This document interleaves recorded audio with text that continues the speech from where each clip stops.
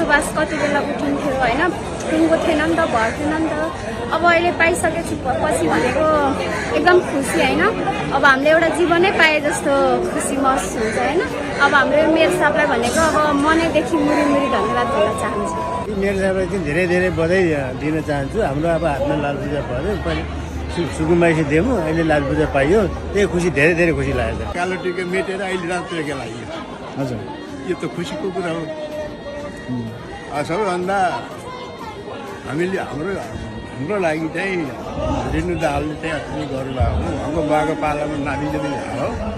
हामी कुन अवस्थामा थियौँ, उहाँले कस्तो बनाइदिनु भयो, हामी कसरी बसेका थियौँ, अहिले केही नभए पनि मर्ने बेला नि एउटा भूमि त बोलाउनु भयो नि।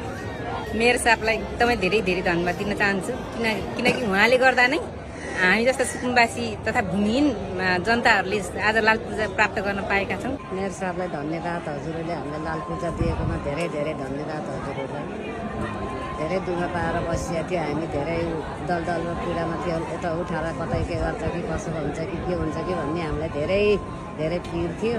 अब त आफ्नो हातमा लाल पूजा आयो, अब त हामीलाई त त्यसरी एकदम खुसी राज्यसँग एकदम धेरै धेरै हजुरहरूलाई धेरै धेरै धन्यवाद चढाउन चाहन्छु।